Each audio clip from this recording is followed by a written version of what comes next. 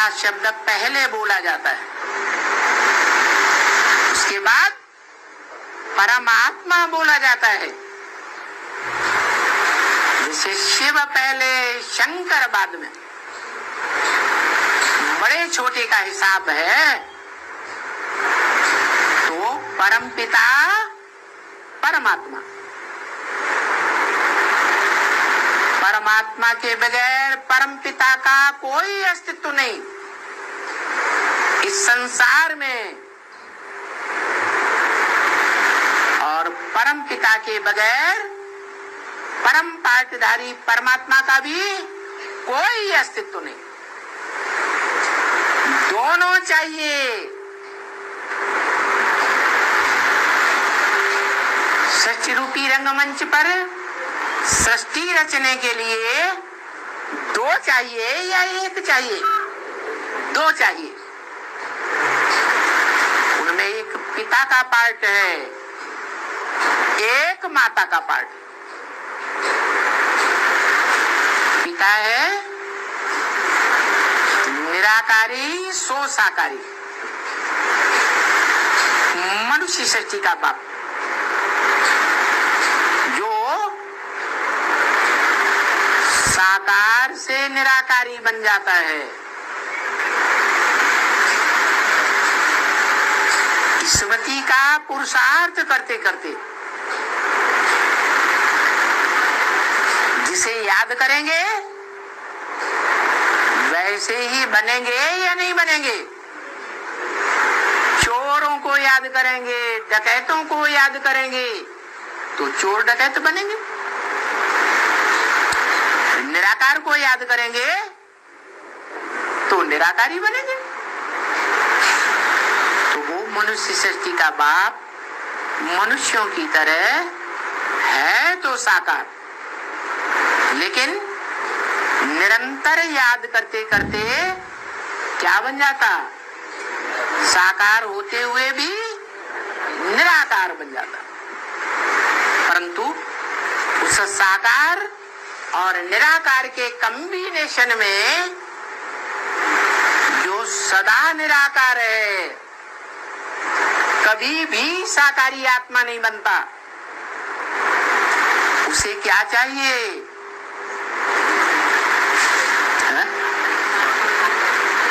अरे उसे निराकार को निराकार चाहिए या साकार चाहिए? है साकार चाहिए। दुनिया में भी ऐसे ही होता है।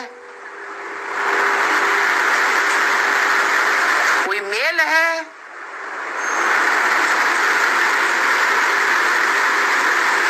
जब परिपक्व अवस्था धारण करता है तो उस मेल को अपना परिवार रचने के लिए मेल चाहिए या फीमेल चाहिए? है फीमेल चाहिए। तो वो निराकार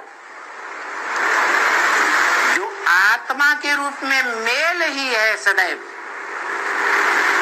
वो इस सृष्टि पर आता है तो उसे रथ चाहिए, साकार चाहिए। इसलिए दो प्रकार के रथ हो जाते हैं, एक आदि सो अंत मुकर्रर रथ,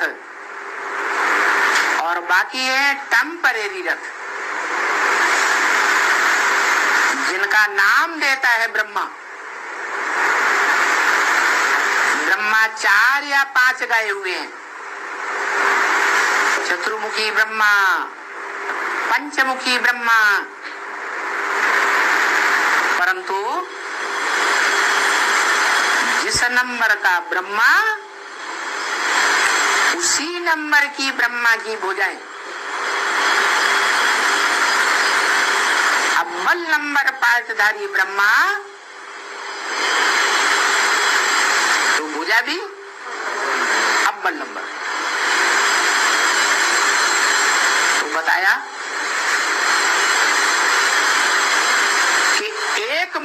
काट दिया।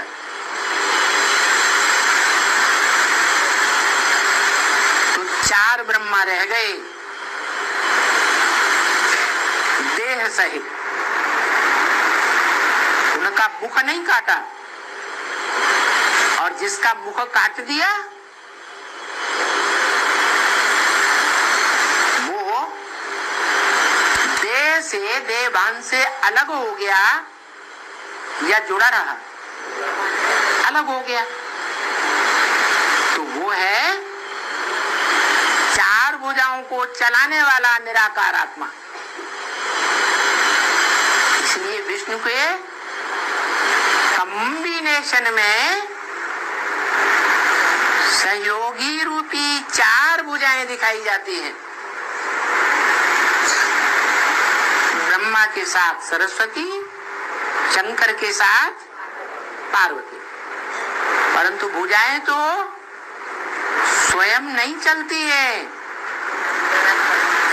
भुजाओं को चलाने वाला कोई ऊपर होता है या नहीं होता है?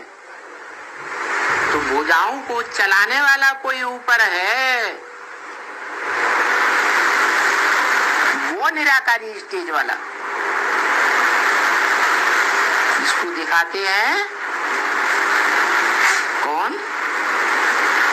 निराकारी सो साकारी। शिवलिंग को दिखाया है, तो साकार भी है क्योंकि माता का रूप है, बड़ा रूप है क्योंकि माता ही है जो पहले कन्या के रूप में छोटी होती है। जब माता बनती है तो जितने बच्चे पैदा करती जाएगी उतनी चौड़ी चकरी होती जाएगी। उसको कहते हैं पृथिव्यात इति पृथ्वी। पृथिव्यात माने विस्तार को पाती है, उसको कहते हैं पृथ्वी। ये भारत माता जब विस्तार रूप को नहीं पाई हुई थी, सिर्फ एक भारत खंड था, दूसरा दुनिया में कोई धर्म खंड नहीं था, तो भारत माता के नाम रूप से विख्यात है। वही भारत माताएं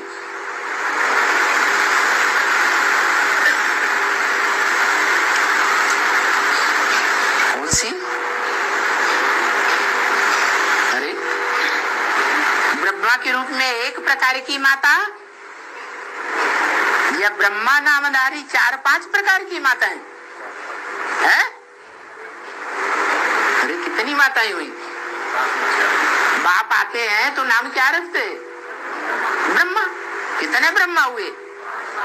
5 ब्रह्मा हुए। तो जो पहला परम ब्रह्म है वो भारत माता। क्या? जिसको झंडा दिखाते हैं, झंडा माने विजय का झंडा। उस झंडे में कितने शरीर रूपी वस्त्र हैं? 3 वस्त्र। एक ब्रह्मा का सूचक, एक विष्णु का सूचक और एक क्रांतिकारी रंग शंकर का सूचक। सारी दुनिया में खूनी क्रांति लाता है। पहले संकल्पों के खून की क्रांति, बाद में है जो स्थूल खून होता है शरीर का, उसकी भी क्रांति होती है, खूनी क्रांति। और उस कर अंति क्रांति के बाद इस संसार में हो जाती है पूरी शांति। क्रांति नहीं तो शांति भी नहीं। छोटी मोटी क्रांतियां तो शांति भी छोटी मोटी, पूरी क्रांति तो शांति भी 100% शांति। तो पहले पहले क्या चाहिए? जो दुखी या शांत है, तेज बुखार आया हुआ है, नस नस हड्डी हड्डी टूट रही है, तो क्या चाहिए? रसगुल्ला चाहिए, क्या छुटकारा चाहिए दुख से? है? रसगुल्ला खिला दो, खाएगा? नहीं खाएगा। तो ये अशांत की दुनिया में सब चाहते हैं शांति कैसे मिले। तो पहले प्राप्ति है शांति की, और शांति करने वाले प्रैक्टिकल शांति देवा की। और वो शांति खूनी क्रांति से ही हो सकती है, संपूर्ण क्रांति, समूल क्रांति। समूल क्रांति कोई भी धर्म पिताएं नहीं ला पाते। वो अपने अपने धर्म की स्थापना करते हैं। पुरानी परंपराओं, जीर्ण छीर्ण दुखदायी परंपराओं की विनाश की उनको चिंता नहीं। पुराने धर्मों के बीच में अपना एक नया धर्म और चला देते। तो देखो,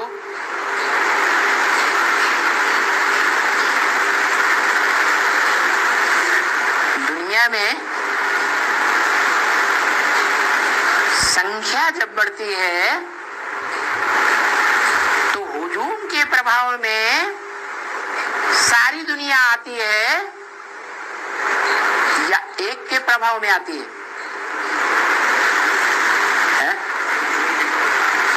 एक धर्म पिता आता है तो दुनिया उसका अपोजिशन करती है। करती है या नहीं करती? करती है। फिर जब उस धर्म पिता के फॉलोअर्स का हुजूम बनने लगता है तो ढेर के ढेर उसको फॉलो करते हैं। यही बात है। ये दुनिया नकलचियों की है। क्या? दूसरों को देख करके रंग चढ़ता है, स्वयं अपनी अकल नहीं लगाते। इसलिए ये सारी दुनिया झूठों की दुनिया कही जाती है।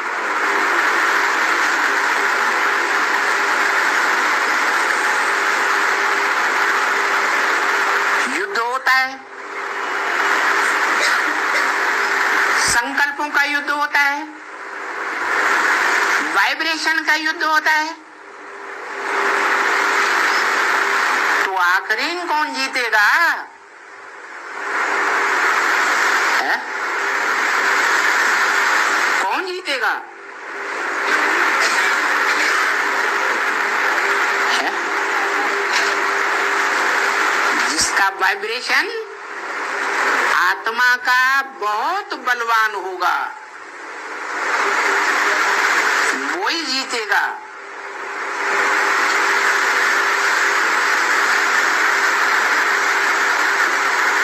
दुनिया को, दुनिया के पापियों को, दुनिया के झूठों को खत्म करने वाली महाकाली ही क्यों ना आ जाए,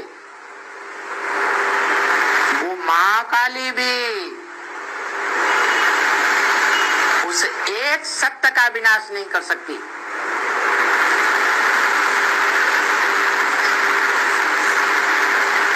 आखिर उस महाकाली को भी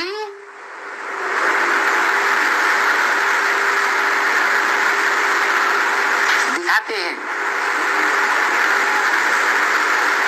दीपावली किस दिन मनाई जाती है? अमावस्या को। दिवाली की रात है।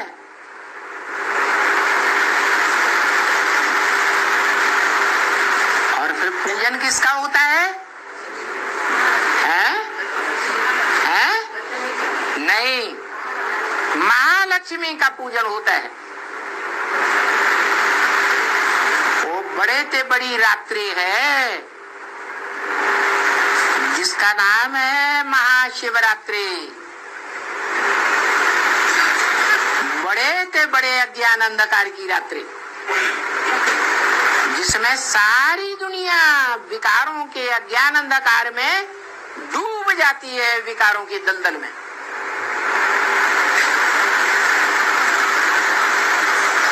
तब ऊंचे से ऊंचा भगवंत आता है, और जब सब विकारों के दलदल में डूब जाते हैं तो चोटी पकड़ करके खींचता है। क्या नाम है उस चोटी का? है ब्राह्मण चोटी, जिसकी यादगार है एवरेस्ट चोटी।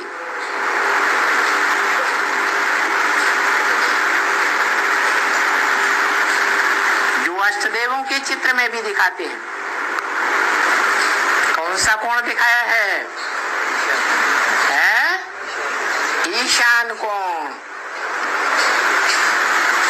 और भारतवर्ष के नक्शे में भी एवरेस्ट चोटी कौन से कोण में दिखाई जाती है? ईशान कोण में।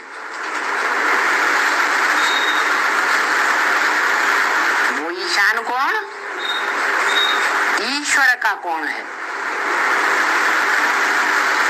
ईश माने शासन करता, वर माने श्रेष्ठ ते श्रेष्ठ। जिसने दुनिया में श्रेष्ठ ते श्रेष्ठ शासन किया है।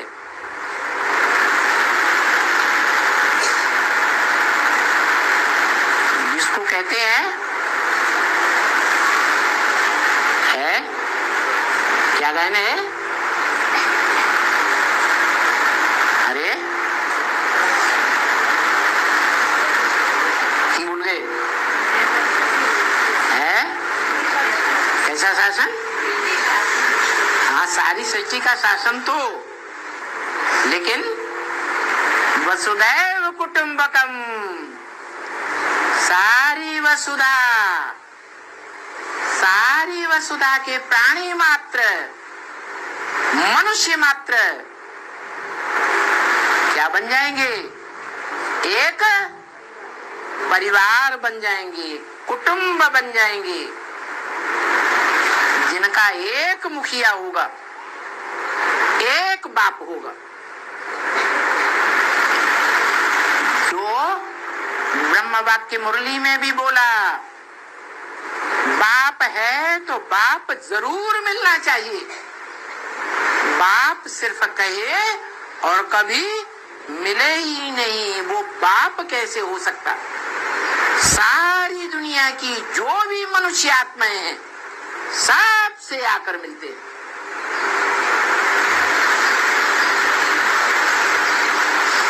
तब कहा जाता है विश्व पिता। सारे विश्व की, सभी विश्व धर्मों की आत्माओं को मुक्ति, जीवन मुक्ति का वर्षा देने वाला बाप। सबको वर्षा मिलता है या कोई को नहीं मिलता है? कम से कम एक जन्म की जीवन मुक्ति का वर्षा सबको मिलता है। ऐसा बाप है तो वर्षा भी उसका बेहद का वर्षा है, हद का वर्षा नहीं है। बेहद का बाप आकर के इस मनुष्य सृष्टि की हर मनुष्य आत्मा को बेहद का वर्षा देते। सुख का भी बेहद का वर्षा और शांति का भी बेहद का वर्षा। फिर दुख का वर्षा कौन देते हैं?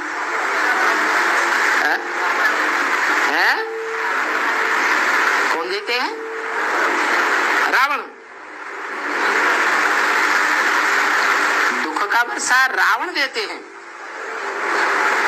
और ब्रह्म वाक्य है मुरली में, राम ही रावण बनता है। जी क्या बात है?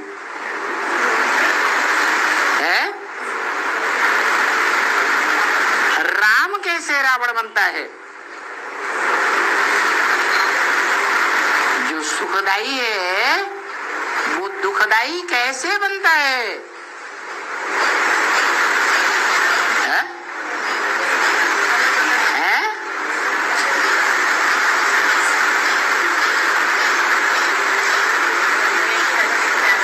कैसे बनता है? हैं? अरे हैं? दीवान में रहने से? दीवान में क्यों आता है? किसके संग के रंग से? विदेशियों के संग के रंग से। तो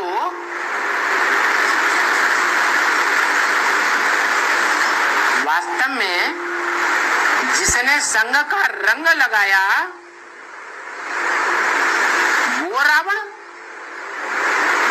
अव्वल नंबर, या जिसको संग का रंग लगा वो अव्वल नंबर है? जिसको लगा वो अव्वल नंबर है। जिन्होंने लगाया वो पावरफुल हुए ना। जिसको संग का रंग लगा वो प्रभावित होने वाला कमजोर या पावरफुल। तो रामबली आत्मा को कहें, अभी अभी कहते थे राम ही रावण बनता है, अभी पट्ट पलटू खा।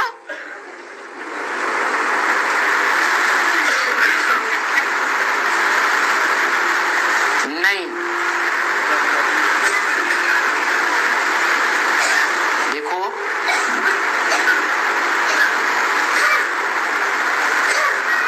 कहते हैं बुद्धि 1000 नियामत है।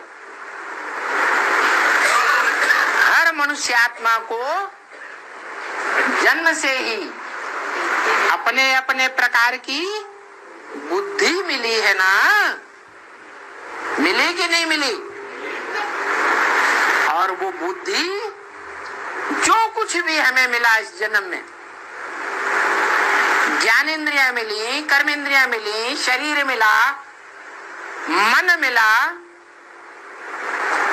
उन सब के बीच में पूर्व जन्मों के हिसाब से धन मिला।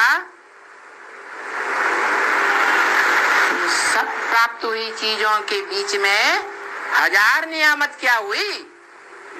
बुद्धि। तो ये बुद्धि किससे मिली? हम कहेंगे पूर्व जन्मों से बुद्धि मिली। पूर्व जन्मों में भी कोई पूर्व पहला कोई जन्म हुआ होगा या नहीं हुआ होगा? है? वो पहला जन्म जहां से हमें देने वाले ने बुद्धि दी, वो कौन है? कौन? शिव बाप। शिव बाप ने सबको अलग अलग बुद्धि दी। वो पार्शियलिटी वाला बाप है।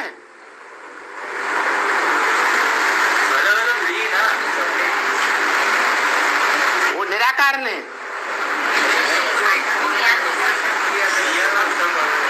सबको एक समान मत दी।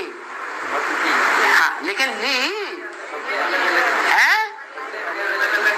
क्यों ली है? अरे बुद्धि को ही तो मत कहा जाता है, उसी को तो श्री मत कहा जाता है। श्रेष्ठ मत, भ्रष्ट मत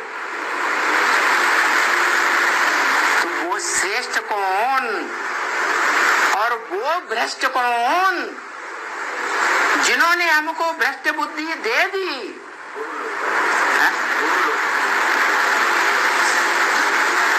देहधारी गुरु लोग, या जिसको देह नहीं वो गुरु? देहधारी गुरुओं ने हमको भ्रष्ट मत दी, क्योंकि देह है भ्रष्ट।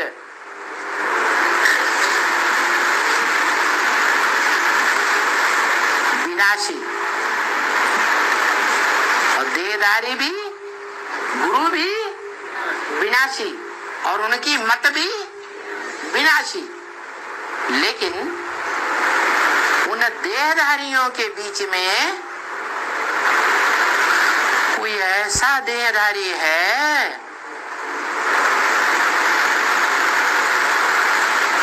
जो देह होते हुए भी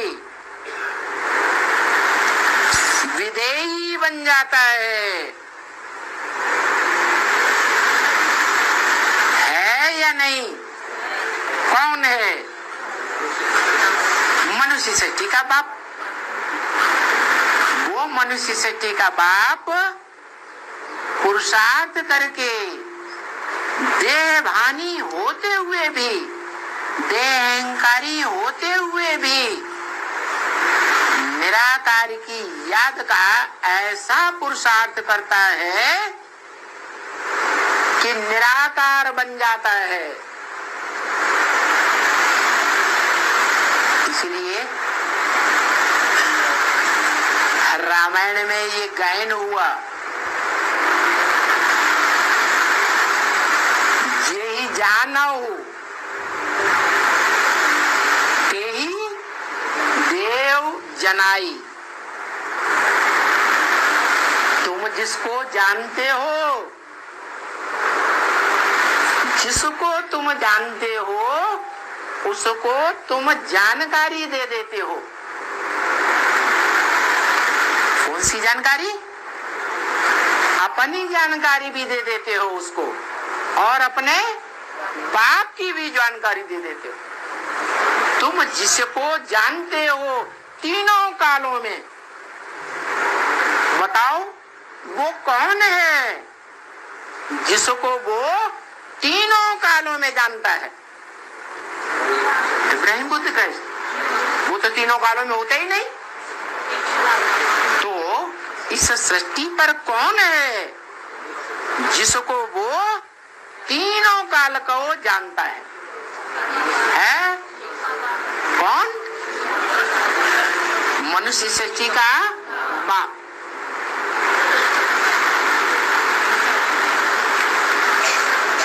यही मनुष्य सृष्टि के बाप को जानो, तुम जानते हो। उस मनुष्य सृष्टि के बाप को देव जनाई, जानकारी दे देते हो। किस बात की जानकारी दे देते हो? उसे अपनी जानकारी दे देते हो कि तुम कौन आत्मा हो इस सृष्टि रूपी रंगमंच पर। विशेष पार्टधारी कौन, तुम्हारा विशेष पार्ट क्या है, और जन्म जन्मांतर का तुम्हारा विशेष पार्ट क्या है, उसको जानकारी दे देते हो। यही जानो ते ही देव जनाई। और उसे जानकर, जानत तुम ही हो जाए। क्या? वो अपने पार्ट को जानकर और तुमको जानकर वो तुम्हारे जैसा ही बन जाता है। नोट करो कितनी ऊंची बात कह दी। यही जानऊ ते ही देव जनाई। जानत तुम ही हो जाई। वो जब जान लेता है तुमको और अपने आप को, जानत तुम ही हो जाई, वो तुम्हारे जैसा ही हो जाता है। तो स्मृति के आधार पर हो जाता है या बिना स्मृति के आधार पर हो जाता है? स्मृति के आधार पर वो जान लेता है कौन सी स्मृति में टिकने से कितना फायदा है। देह की स्मृति में टिकने से नुकसान ही नुकसान, और आत्मिक स्मृति में टिकने से फायदा ही फायदा। जो आत्मा बिंदु आत्मा, आत्मा जो बिंदु सो परमपिता बिंदु आत्मा। एक ही रूप है या अलग अलग है? एक ही रूप है। तो उस स्मृति स्वरूप में टिकने से, आत्मिक स्वरूप में टिकने से, उस आत्मिक स्वरूप का अभ्यास करने से आत्मा का बाप स्वतः ही याद आता है। इसलिए वो ब्रह्म वाक्य है मुरली में, वो आत्मा ने बोला, तुम मुझे जितना याद करते हो मैं तुम्हारे साथ हूं। लगा, तुम मुझे जितना याद करते हो, तुम बच्चे जो देह अभिमानी हो, मुझे जितना याद करते हो, माने मैं बिंदु, मुझे बिंदु रूप को जितना याद करते हो, उतना मैं बिंदु तुम्हारे साथ हूं। माने तुम आत्मिक स्मृति में स्थिर हो जाते हो, जितनी देर स्मृति में स्थिर होते हो, तुम्हारे साथ वो है या नहीं है? ऐसे नहीं हम आत्मा की स्मृति में हैं, आत्मा की याद करते हैं तो हमारे साथ वो परम पिता नहीं है। नहीं, आत्मिक स्मृति के साथ ही साथ वो हमारे साथ ही है। जब हम आत्मिक स्मृति को भूल जाते, अपन को भूल गए, तो बाप को ही भूल गए। तो क्या करना है? अमृत बेले उठ करके क्या पुरुषार्थ करना है? क्या रगड़ रगड़नी है? मैं आत्मा ज्योति बिंदु, और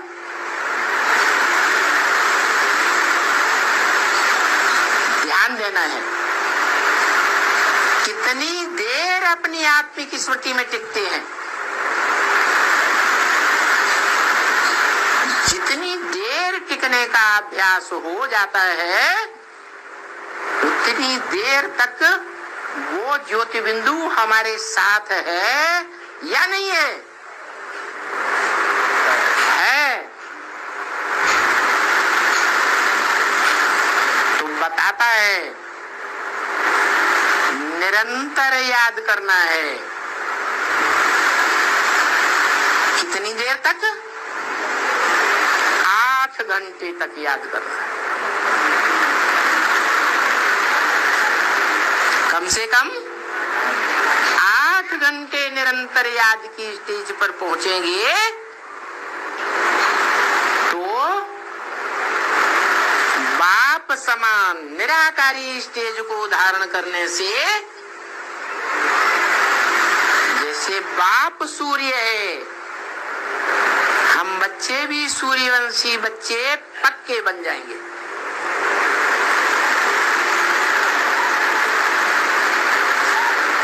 इससे ज्यादा पावरफुल धर्म, इससे ज्यादा पावरफुल राज्य दुनिया में न कोई बना है न बनेगा। और एक जन्म की बात नहीं, जन्म जन्मांतर पावरफुल बने रहेंगे।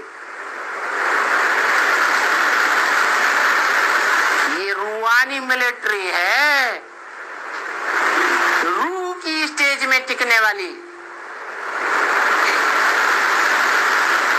रूहानी मिलिट्री में ऑफिसर एक जैसे होते हैं या नंबरवार होते हैं? नंबरवार होते हैं। नीचे वाला ऑफिसर ऊपर वाले ऑफिसर को कोई बात में क्रॉस नहीं कर सकता। करता है? नहीं कर सकता।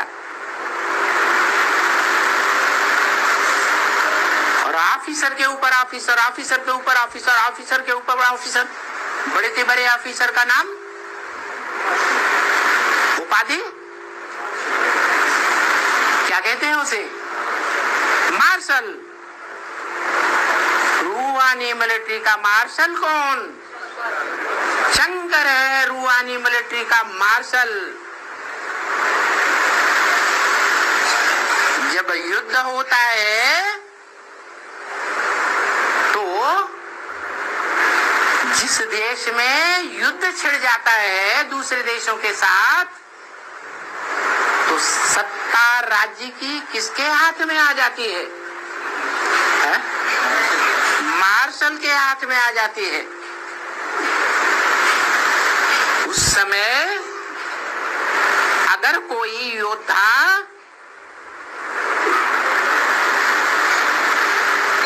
अपने से ऊपर जो ऑफिसर है उसकी बात को क्रॉस कर दे तो क्या करेगा वो? हाँ कर देगा। वो स्थूल बंदूक होती है, स्थूल ठां करने वाली। और यहाँ कौन सी बंदूक है? हाँ,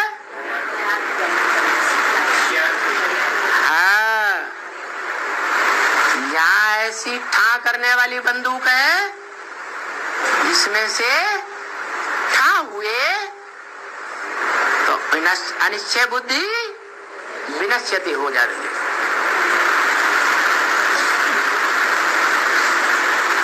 इसलिए अभी जो पारिवारिक व्यवस्था चल रही है वो संपन्न मिलिट्री नहीं बनी है। इस ब्राह्मणों की पारिवारिक व्यवस्था में 4 संबंध हैं विशेष। बाप, टीचर, गुरु, सदगुरु और साजन सजनी। तुम सब सजनिया हो एक साजन की। तुम सब सीताएं हो एक राम की।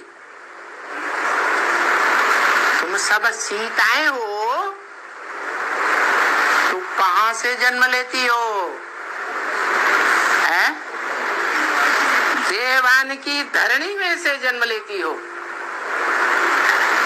और अंत में देवान की धरणी में ही समा जाती है।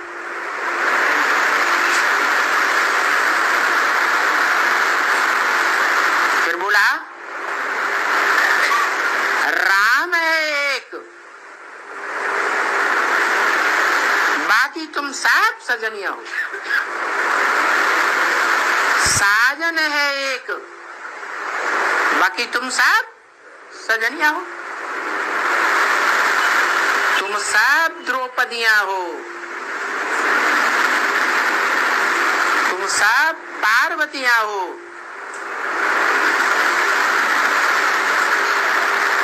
नंबरवार पार लगाने वाली हो।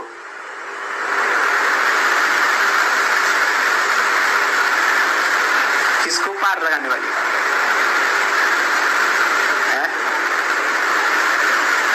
अरे तुम सब पार्वतियां हो तो किसको पार लगाने वाली?